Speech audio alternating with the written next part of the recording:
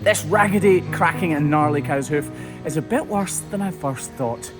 This is the Hoof GP. So you can actually see that this is open right up in there. This is quite rare how it's so cracked and so open.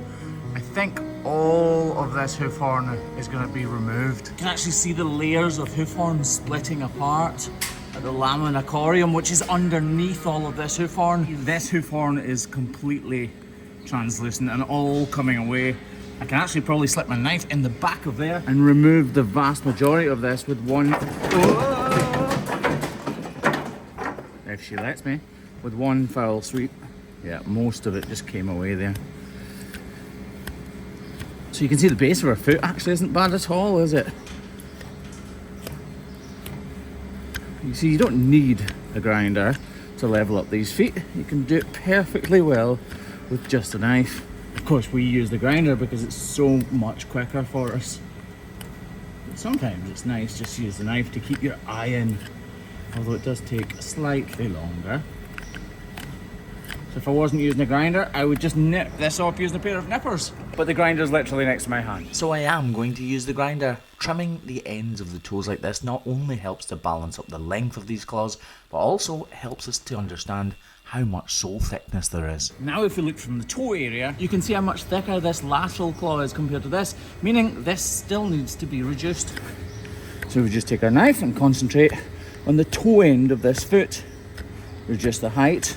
We're ignoring that problem on the side of the wall because right now we need to make sure these feet are level and balanced and we've got a good kind of starting point. Right. Looking. I keep going to say looking much better, but actually I need to go a wee bit further.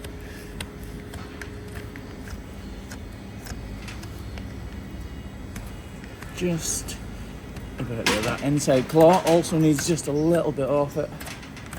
Lovely. We'll just model out these feet now before we move on to the problem. Modelling out. Sounds good, doesn't it? A lot of people ask why we do this. It's because there's a bone on the inside of the foot, in about here. Well, there's a bone covering the entire foot actually, but in about here there's a little bit called the flexor tuberosity, a little bit that sticks down into the sole of the cow's foot.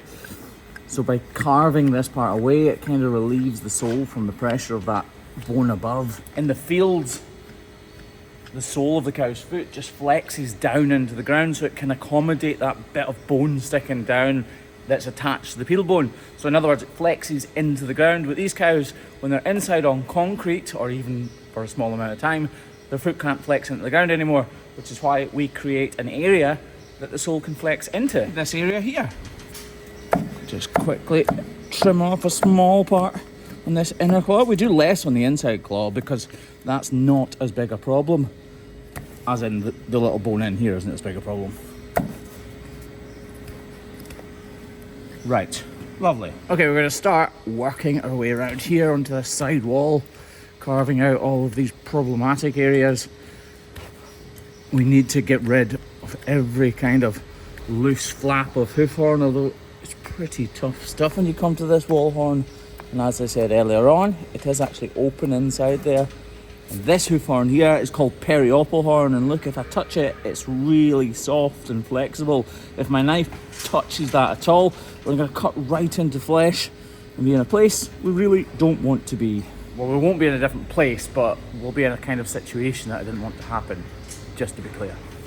Right, I've switched knives so that now I can pull down the way on this. The idea is that you start on the outside of the problem and you kind of just keep working your way towards the inside. So if this was a circle, you start on the perimeter of the circle, get that right, and just keep working your way in towards the middle of the problem, or the circle if it was a circle. You can see this crack here actually continues round the front of our foot.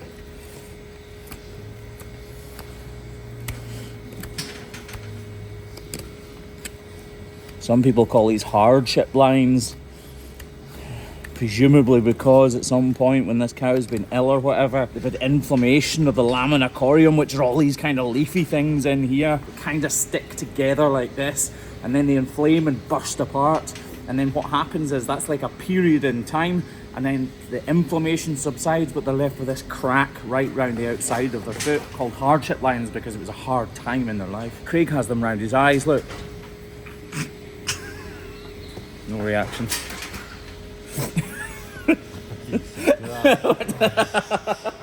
He actually hasn't. I put his thing on it and there's no even there.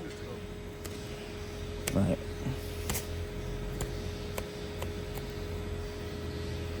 Put the tip of our knife in there. This is the open bit. You can actually see, I'm not sure if the camera's picking it up, it is slightly red because there's claret within it. Oh look, I'm trying to be careful, and then in the process of trying to be careful, I'm not pushing hard enough to actually pull the hoof horn away. I think we'll wash this out a little bit.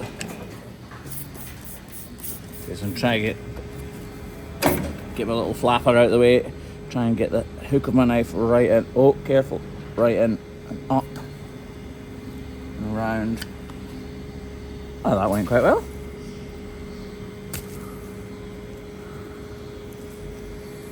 Come on, Graham, hold your breath, hold your breath.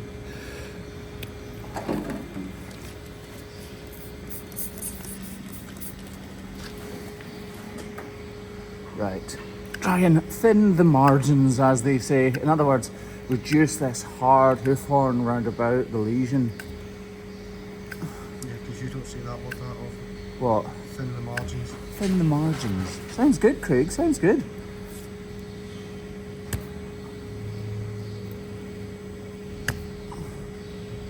I'm worried this goes further down into the sole of her foot than I first thought. It does. Okay, now we know that this problem actually does go further into the interior part of the hoof capsule. We can take a bit more away. We can be a bit more sort of have at it because we know that this needs to come away.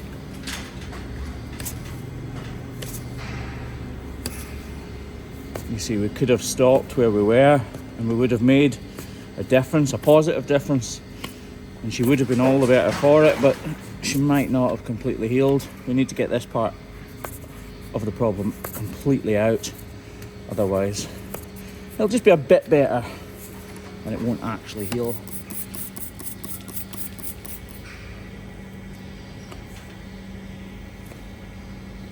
We're getting there.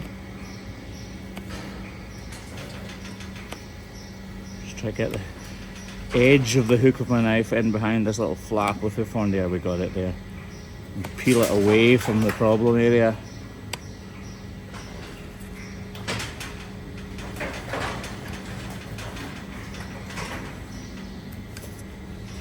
Right.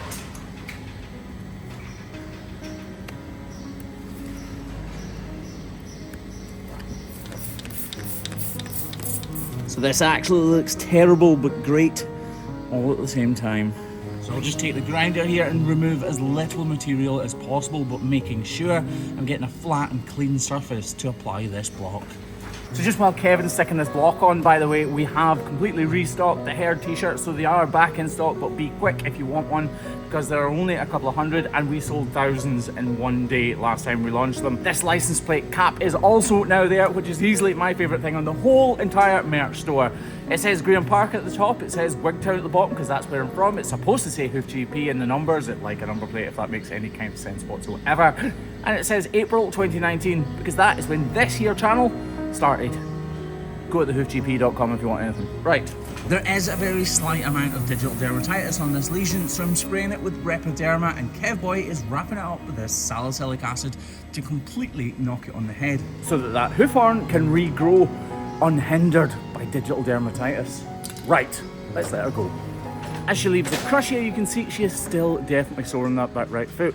We are not magicians, unfortunately, and she will feel it for the next couple of days. But as you can also see here, she's on her way back to the lush green grass of southwest Scotland, which she calls home, for a bit of rest and recuperation. You've been watching The Hoof GP, thank you very much. And if you haven't subscribed and you're watching me now, stands to reason that you should probably think about subscribing. For one day only, it's completely free.